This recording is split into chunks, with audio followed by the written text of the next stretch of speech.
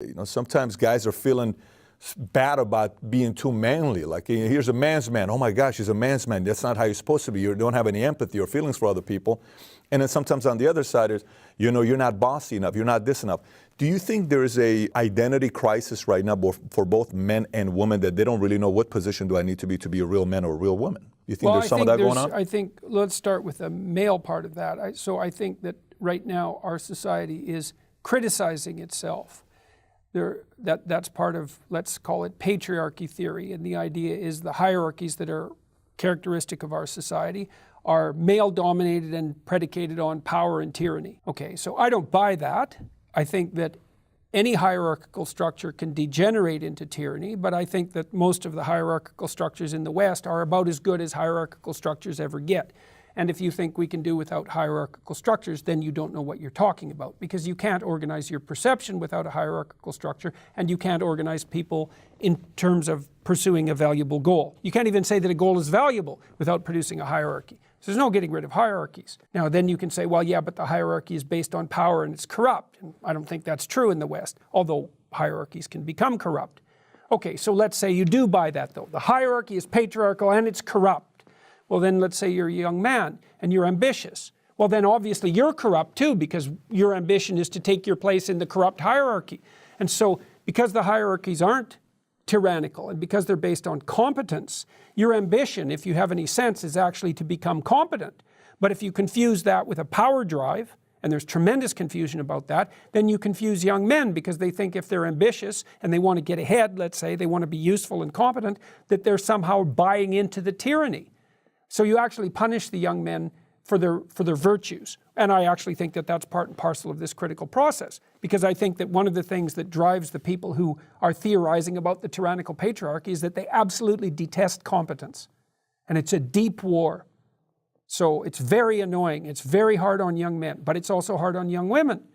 So it's hard on young women because they end up with partners who are confused. They're confused about the relationship between masculine and feminine. They're confused about what role they should play out in the world. Apparently, it seems to be fine if a woman wants to play a patriarchal role. That seems to be perfectly fine ethically. I don't understand how that can be the case if the patriarchy itself is corrupt.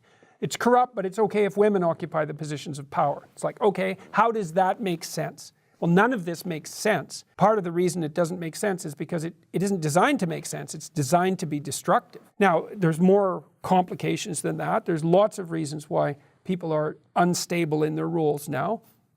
And one of the big reasons is the introduction of the birth control pill. So we still haven't adapted to that by any stretch of the imagination. And God knows how long it'll take. It's a huge biological transformation for women to have voluntary control over their reproductive function. You can't possibly overstate how massive a technological revolution that is. It's like a biological mutation. You know, it's like we're a different species. It's really a big deal. And so there's plenty of waves produced by that, and we haven't sorted that out at all. I mean, the criticisms that we've been discussing are in some sense justified, because it's reasonable to look at a hierarchical structure and to be concerned about the degree to which it becomes tyrannical. Hierarchical structures tilt towards tyranny. You have to be awake and you have to be ethical in order to keep them straight. But the criticism has gone so far as I'm concerned, that it's critiquing the entire idea. It's gone way down to the bottom and critiquing even the idea of the sovereign individual, which I think is a catastrophic. Mm-hmm. It's a catastrophic problem. And it's so interesting to see the response to people after my talks, say, or as a consequence of watching my lectures. I have people come up to me every night, because I talk to about 150 people a night after the talks. And so many of them are happy because they've put their lives on firm foundation, because they found a little bit of encouragement in my lectures, saying, look, it's good for you to go take your place in the world. Have some ambition, have a vision, have a goal, have a strategy. Try to be a good person, not because it's your duty precisely, because that's the proper way to live. We're in danger of undermining all of that, and it's not good for people. One of the things that I've really learned, for example, recently is that learned to articulate better, is that there's a very tight relationship between aspiration and responsibility. So let's say, well, the first question might be, do you need to aspire to something? And the answer is, well, yes, because you have to do something. If you just sit there, you'll die. You can't just sit there. You have to go act out in the world. Okay, so act towards what? Well, that's whatever your aspiration is. You have to have an aim. Okay, well, what should the aim be? Well, it should be something worth doing, let's say. Why do something that you don't feel is worth doing? What do you think's worth doing? Well, if you watch other people and you judge when they're doing something worthwhile, you usually judge them positively if you see that they're taking responsibility, at least for themselves. What, do you want to be completely useless so other people have to take care of you? That's pretty pathetic. And maybe you could get your act together so you're taking care of yourself and your family.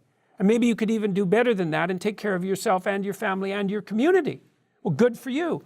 That's responsibility, and that's an aim. Well, here's one of the things that's cool about that, is that your life doesn't have meaning without aspiration or an aim. Okay, so you need a hierarchy of values. There's got to be something at the top. It's got to be something important. If you don't have that, your life doesn't have any meaning.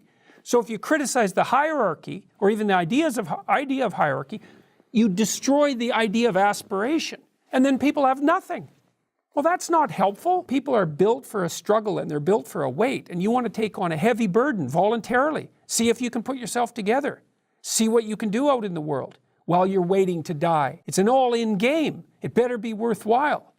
And so there's a tight relationship between responsibility and aspiration and hierarchy. And when you criticize those things, you get rid of the aspiration. But why are those ideas doing good today? Like why are those, the idea of, feeling entitled or victimhood mentality, why are those ideas doing good today? Why is it becoming a norm to say people are feeling like I'm a victim, but you don't understand what I'm going through, you don't understand where I'm at? It feels like there's a lot of that going on today versus say stand up and do something about your life and take some responsibility. Why are those ideas getting so much attention today? Or is it something that's always been like this? I think in some sense it's an eternal battle. I mean, the story of Cain and Abel is a story about that. It's about responsible, proper living and the jealousy that might be engendered while observing that. So it's a very, very old problem. I think, well, the problem is... Envy? Are you saying envy? Oh, definitely envy, yes, definitely envy. I don't know just think about the discussion of the 1%. It's like, well, those evil 1%. Do you know how much money you have to make in order to be in the top 1% in worldwide terms?